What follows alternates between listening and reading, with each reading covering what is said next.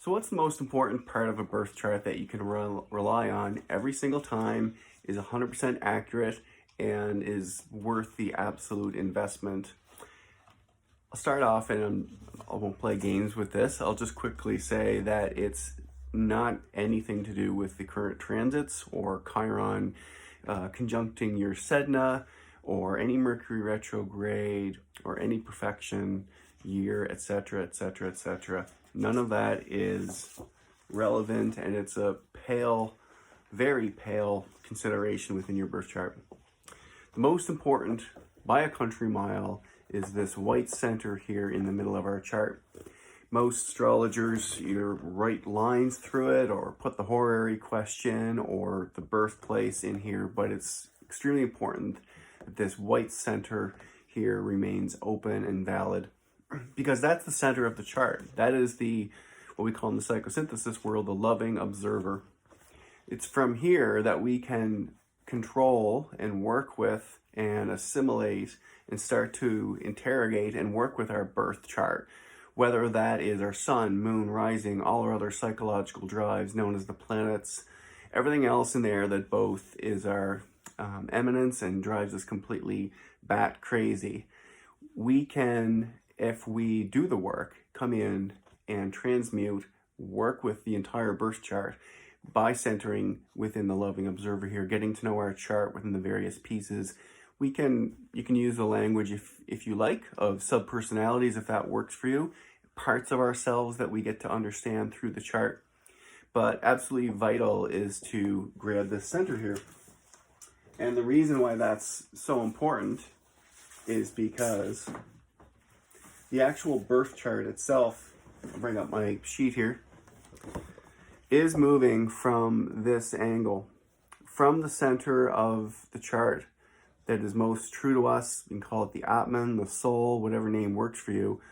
The next layer out, level 2 here, is the aspect structure, and it completely shows our inner wiring, our drives, and our motivations. It's extremely well researched by the Hubers, and I won't get into that fully on today, but as the center of the chart here manifests and wants to drive its business, it lights up this aspect structure.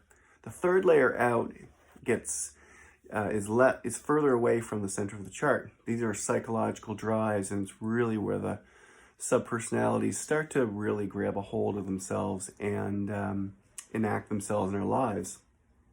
The planets, of course, are in signs. So in this case here, we have Venus in Cancer, your sun sign, for example.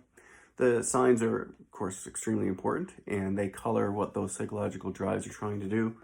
Lastly is out here, the real world, and this is the house system. So the 10th house is, of course, your house of vocation, career, that whole thing.